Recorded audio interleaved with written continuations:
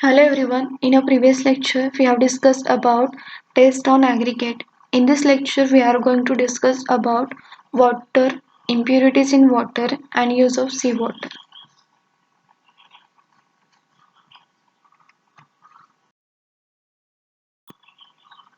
Then first point is water. Water is an important ingredient of concrete as it actively participates in the chemical reaction with cement. When cement come in contact with water, heat of hydration reaction start, which is important for strength gaining. Since it helps to form the strength giving cement shell, the quantity and quality of water is required to be looked into very carefully. Water is a very important for strength of concrete, so quality of water should be checked carefully. In a practice, very often great control on properties of cement and aggregate is exercised, but the control on the quality of water is often neglected. Generally, quality of cement and aggregate often checked, but that not much importance given to checking quality of water. Since quality of water affects the strain, it is necessary for us to go into the purity and quality of water.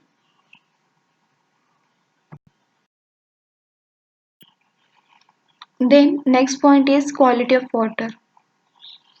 If water is fit for drinking, it is fit for making concrete.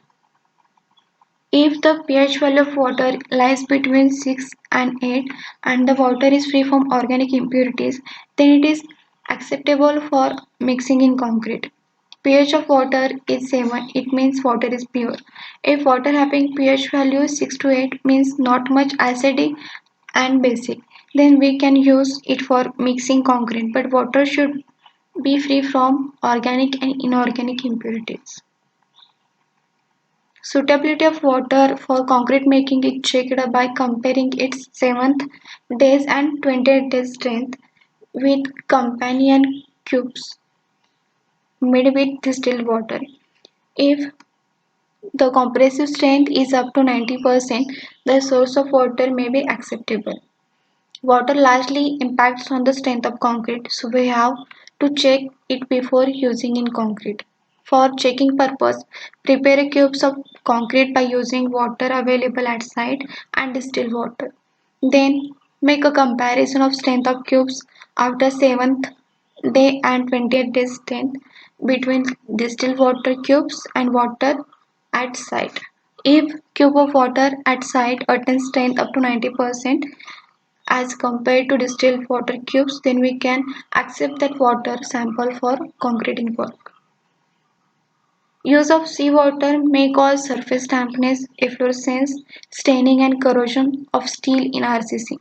Because of salt present in seawater reacts with cement and reinforcement and may cause deterioration of cement and steel. Use of impure water for washing aggregate may adversely affect strength and durability of concrete. While washing of the aggregate with impure water, there may be chance of arresting impurities in aggregate. Because of presence of impurities in aggregates prevents the proper adhesion of cement on the surface of aggregate and thus affects the property of concrete adversely. Strength of concrete become low and ultimately durability of concrete too. These criteria can be adopted safely in places like coastal area or marshy area or in other places where the available water is brackish.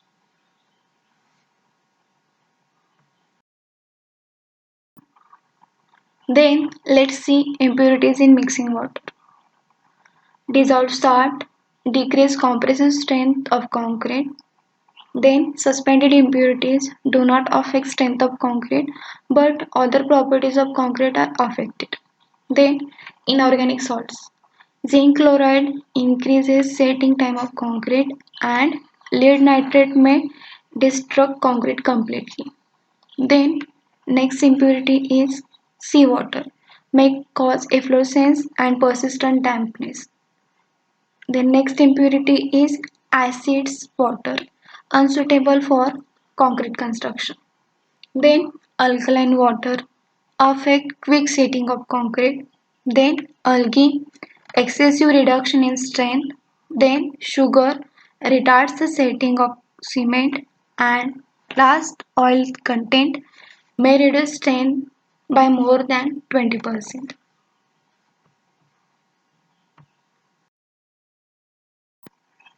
Then next point is permissible limits for solids as per IS 456 2000. It is not possible to get pure water at site which is free from all impurities. We have to use water whatever will be available by nearby sources. So we have to check quality of water before using it for concrete mix. To decide the suitability of water for concrete work, there are some limits as set by Indian standards. Then let's see. First type of impurity is organic and its maximum permissible limit is 200 milligram per liter. Then second type of impurity is inorganic and its maximum permissible limit is 3000 milligram per liter. Third type of impurity is sulfate as SO3 and its maximum permissible limit is 400 milligram per liter. Then fourth, alkali chlorides, in which first is plain cement concrete and maximum permissible limit is 2000 milligram per liter. Then reinforced cement concrete and maximum permissible limit of impurity in it is 500 milligram per liter. And fifth type of impurity is suspended and its maximum permissible limit is 2000 milligram per liter.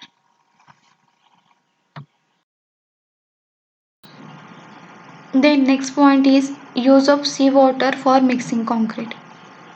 Seawater has a salinity about 35,000 ppm parts per million of the dissolved salt may be suitable as a mixing water of plain cement concrete. Seawater should not be used even for PPC if aggregates are known to be potentially alkali reactive. In a seawater, about 78% is a sodium chloride and 15% is a chloride and sulfate of magnesium. Seawater slightly accelerates the early strength of concrete, but it reduces the 20th strength of concrete by about 10 to 15%. Water containing large quantities of chlorides in a seawater may cause efflorescence and persistent dampness.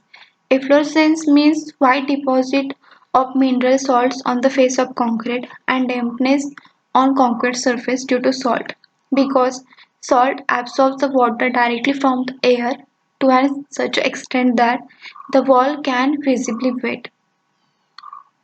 It is not suitable for RCC and pre-stressed concrete due to risk of corrosion.